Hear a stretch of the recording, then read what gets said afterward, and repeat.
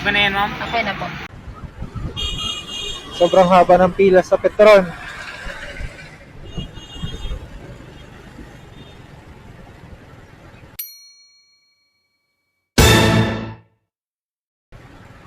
Nasa labas na yung pila, oh. Try kaya natin tignan yung ibang gasolinahan kung pareho rin, oh. Kung marami rin yung nakapila. What? Nasa 64. 64 pesos. Grabe. Unleaded lang yun, ha? 64 unleaded, 66 premium, 99 kerosene, 99. Amazing. 64, 66 yung diesel, 65 ang diesel, nasa 60 yung unleaded regular. Ayaw ko nang lumayo pa. Sobrang mahal na ng gasolina. 10, 9, 8, 7, 6, 5, 4, 3, 2, 1. We have ignition.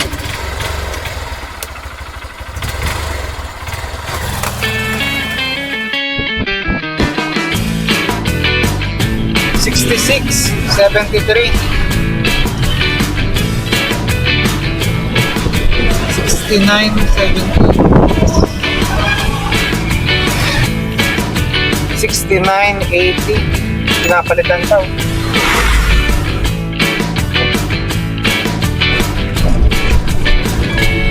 $65 ang unleaded, 67.60 ang premium, 65.60 ang unleaded. Hindi ko kita dito sa Petron.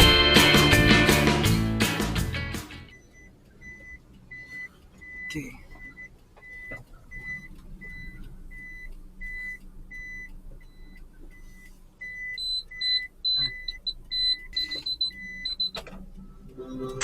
Hi guys, welcome to my channel, and for today's video, mag-ikot-ikot tayo dito sa Naga. Random vlogs tayo ngayon. Ngayon, nagpapacheck up dyan yung kapatid ko, isang clinic. Nakapark tayo dito sa tabi. Kasama nga pala natin si Mrs. Tapos si Mama naman, tapos yung kapatid ko nandyan sa loob ng clinic. Marami kami ngayong pupuntahan dahil hindi lang si Mama at yung kapatid ko yung sasamahan natin. Maraming lakad rin si Mrs. ngayon. Mga kailangan niyang puntahan para sa trabaho. Dahil nagmamahal na yung gasolina ngayon, isahang labas na lang, sama-sama na para makatipid. Dahil yun nga, kung napanood niyo yung last video, nasa around 59.80 yung gasolina. Ngayon naman nasa around 68 na. 68.90, almost 69 pesos na. Papakita natin yan sa inyo mamaya. Last time nakamotor ako nag-ikot-ikot, tinignan natin yung mga presyo ng gasolina. May mga ibang gasolinahan na maraming pila. Sobrang haba ng pila sa Petron. Nasa labas na yung pila, oh. Tignan natin kung saan tayo makakapunta ngayong araw. Isasama ko kayo sa vlog na to. Hindi tayo makapag long drive ngayon. Wala tayo mga travel vlogs, mga random vlogs muna tayo ngayon. Mga short vlogs, kumbaga. Para meron tayong may upload kahit papano. Hindi lang tayong palagi hindi lang tayo, hindi tayo palagi makapaglakwatsa dahil yung nga, nagsitaasan yung presyo ng gasolina. POV muna tayo ngayon kasi wala tayong dalang mga mounts.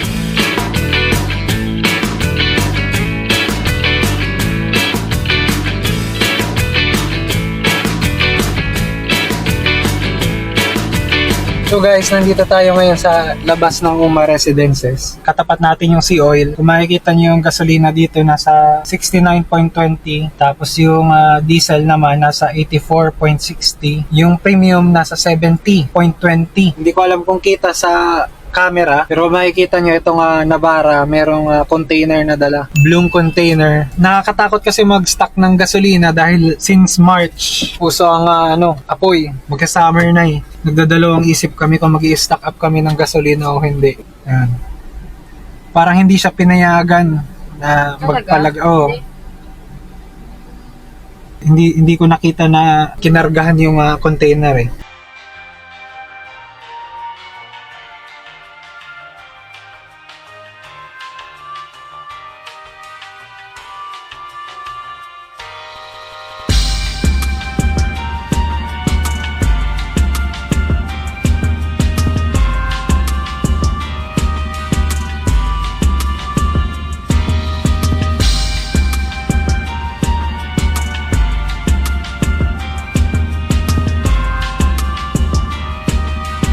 Hi guys! Panibagong araw, no?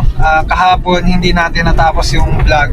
Hindi rin namin natapos yung mga lakad ni Mrs. Kaya ngayon, kasamaan ko ulit siya. Maraming kailangan puntahan si Mrs. kahapon. At hindi namin yan natapos dahil may parade. Sobrang matraffic kahapon. Hindi kami masyado ikot-ikot para mapuntahan lahat yung kailangan namin puntahan. So yun, tatapusin namin ngayong araw. Nagtataka kami ni Mrs. kung bakit minsan yung ibang truck bukas yung pag fruits.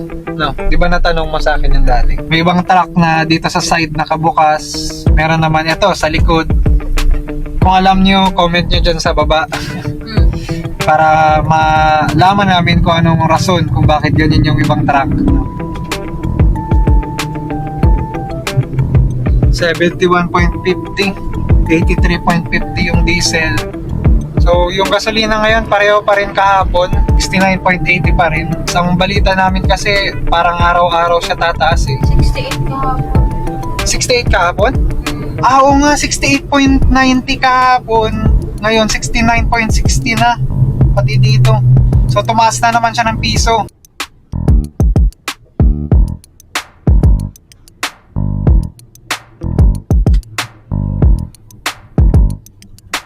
So sa mga nanonood dyan, kaya tayo naka-minivan ngayon kasi nahalata ko na mas maraming nanonood sa channel ko pag naka-minivan.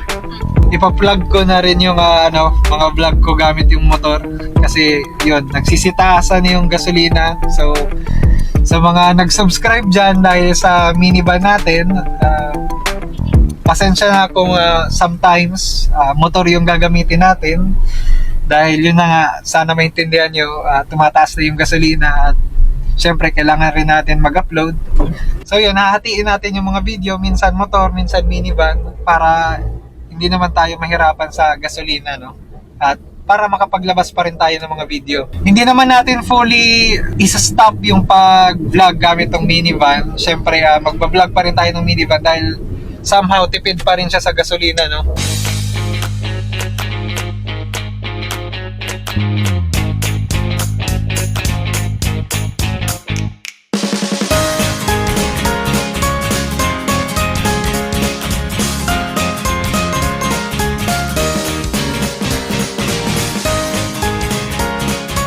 So guys, kakain lang muna kami ng madali at babalikan namin kayo.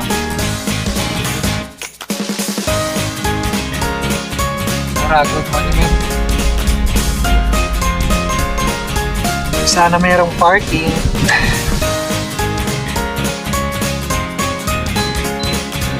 Sasamahan ko muna si Mrs. sa loob. Baka hindi kami makapag-record, so kita-kits na lang ulit pag kabalik namin.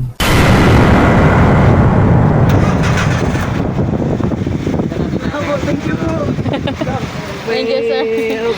Ayun po nga ni. Salamat po ulit.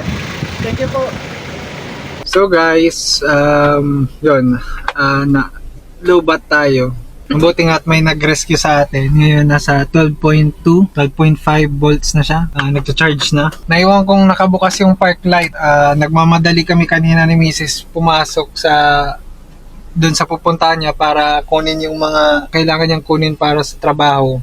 Na iwan kong nakabukas yung park light. At yun, isang oras lang kami doon, bumaba ng 10.7 yung voltage. Hindi na siya makapag-start. At mabuti naman, yung isa sa mga katrabaho ni Mrs., isang automotive, yun, pumunta dito. Sobrang bilis nga. At yun, ginamp start niya yung battery natin. Meron tayong video dyan. So yun, thank you. At yun, ito rin na sasakyan na to. Nung naglo-load siya ng mga pinamilihan niya, nakita ko may extra siyang battery, may mga wire siya, and meron siyang tools. Siya yung unang tumutulong sa akin. At yun, may mas maraming gamit na dala yung kakilala ni Mrs. Ito kasi yung katabi namin nakapark, isa extra battery lang. Tapos tinatry namin i-jump yung current gamit yung tools lang. Hindi kami nakaka-create ng contact na para makastart yung sasakyan. Anyway, okay na. Another minivan spotted. Another minivan, Mini Cooper. Parang itsurang hustler talaga siya. Guys, mas wide lang yung body niya. Another minivan. May minivan din ron. Nanner minivan. Pa-empty na tayo. Hindi ko pa pwedeng patayin yung sasakyan dahil siguro kailangan pang i-charge. Nanner minivan. Hi guys! Date ulit. Yun, nasamahan natin si Mrs. buong araw sa kanyang mga lakad at ngayon magpapagasolina tayo dito sa Petron. Hindi ko alam kung nakikita nyo pero almost empty na tayo. Okay, dito tayo. So dito, nasa 69.60 ang gasolina. Try natin magpa-full tank ngayon at ipakita natin sa inyo kung magkano yung ating magagastos sa full tank nitong ating Suzuki Every Wagon minivan. Full tank po, unleaded. Automatic lang po. Full tank automatic. Okay. Okay po. Iya po. Okay na yan po. Automatic na po. Okay po, okay na yan po. 1978. Thank you. Tuma na lang dadali. 1,900.72 yung ating naipakarga. Isa, around 28 liters siya. Dati, naabot lang yan nasa around 1.6. Okay. So, ngayon, officially, tapos na yung lakad ni Mrs. Ibabalik ko lang siya dun sa office niya. Ibababa yung karga na, yung mga supplies na kinuha natin kanina. Salamat po! Pero hindi pa tapos yung araw natin dahil meron pa kaming bibilihin na mga party supplies naman ngayon. So meron tayong birthday party na pupuntahan. Iba-vlog ko yan sa mga susunod na araw. Bibili tayo ng supplies para doon. One way of saving fuel. Nice. Good job. Naka-helmet rin siya. Yes.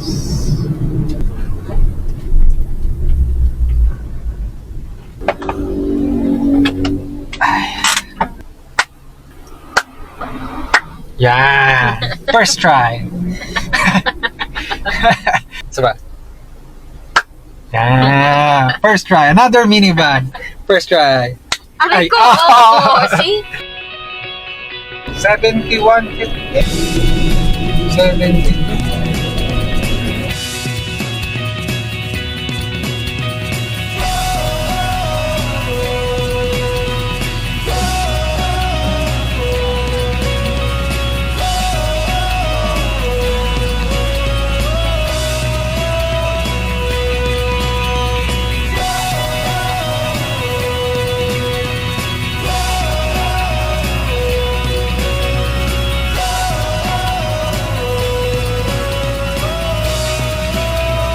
So yun, yung huling vlog natin dito, Mother's Day, ngayon naman 90th birthday ng lola ko. At isa-celebrate na natin yung 1,000 special, no? 1,000 subscribers. So maraming salamat po sa mga nag-subscribe dyan. At yung mga nag-subscribe dati sa pagmotor, dahil sa motovlogging, salamat at nanonood pa rin kayo. Sa mga kaibigan ko, sa pamilya ko, maraming salamat. At pati na rin sa mga bagong subscribers natin dahil sa ating Suzuki minivan. Welcome po kayo sa ating channel. Salamat at dahil sa inyo nabuo natin ang 1,000 subscribers. At sana dumami pa tayo sa ating community. At yun, enjoy niyo tong araw na to. Magsiswimming tayo at yun. Kung napanood niyo yung dating vlog, merong zoo dito sa loob. Sana nandito pa rin yun. So yun, balik na tayo dun sa loob, nakapag-park na tayo. Let's go!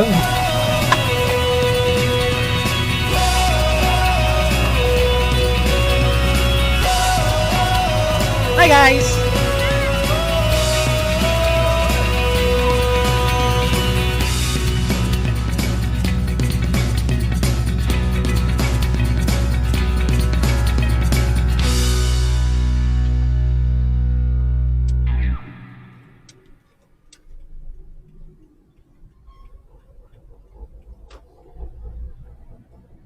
$81.20 unleaded, 88.90, 104 ang diesel, 100. My gosh. Kung makikita nyo, sobrang mahal na talaga ng gasolina ngayon. Palagi ko nang pinapatay yung makina, lalo na ngayon na hinihintay ko si Mrs. dahil nga may lakad siya. Very busy siya ng mga nakaraang araw hanggang ngayon. At yun, pinapatay ko yung makina pag hinihintay ko siya para makatipid na ng gasolina. So guys, ngayon ay March 19, 10 araw since yung last natin na vlog tungkol dito sa pagtaas ng gasolina, no? Lalabas ulit ako. Ang gamit ko ngayon ay itong si Honda Wave na. Nakamotor na tayo ngayon kasi palala na ng palala yung pagtaas ng gasolina. So try natin daanan yung mga nadaanan natin na gasolinahan ng mga nakaraang araw. Tignan natin kung ano na yung pagkakaiba ng gasolina nila since yung huli natin nakita yung since huli nating vlog, no? Yung huli nating vlog ay noong March 9, 2026. So March 19 ngayon, 10 days, eksaktong 10 days, no? Labas tayo ng naga. 86.10 ang unleaded, 87.10 yung premium, tapos 105.50 yung diesel. Ayos, 135 na yung kerosene. Grabe na yung pagkakaiba. Sobrang layo na ng pagkakaiba. Unleaded 85, eksakto. Premium 86, kerosene 135 red. Grabe. Nahalata ko rin yung mga sasakyan ngayon parang naka-eco mode na. Hindi na masyadong nagpapabilis. Relax na lang silang magpatakbo. 105 yung gasolina, 85 yung unleaded. Relax na lang magpatakbo ngayon yung mga tao. Hindi na masyadong nagpapabilis dahil sa mahal ng gasolina. Tingnan yan. Sobrang mahal na yung gasolina ngayon. Sobrang layo ng tinaas ng gasolina 10 days ago. Dito naman, 105 ang diesel, 84.65 yung unleaded. So, dito yan sa labas ng Naga. Try natin bumalik ng Naga. Tignan natin kung ano yung presyo sa loob ng Naga. Yan, nasa bote na yung gasolina ni Kuya. Ang alam ko, bawal na yan eh. Pero, ewan. Ito na ang labanan ngayon.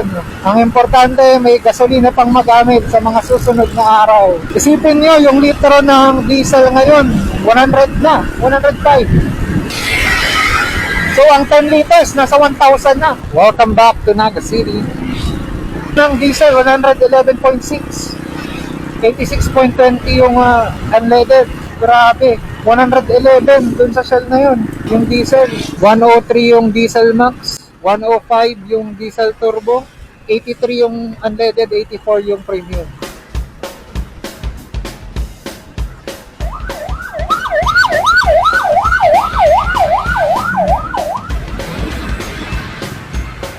Yan o, matipid yan. E-bike. Napakahirap na ngayon mag-vlog dahil yun na nga, yung gasolina. Hindi na pwede ngayon yung random vlogs. Yung mag-iikot-ikot lang ako tapos maghahanap ako ng topic tapos yun, vlog na. Hindi na pwede ngayon. Weekday ngayon, Thursday, so merong trabaho. Usually, ganitong oras, itong kalsadang ito, traffic na dahil uwian na. Pero kung makikita nyo, ang luwag. Maluwag ngayon. So, ang ibig sabihin yan, konti na lang yung nagdadrive ngayon sa kalsada para makatipid. Siguro yung iba nagko-commute na lang. So, yung iba naman ata nagka-carpooling.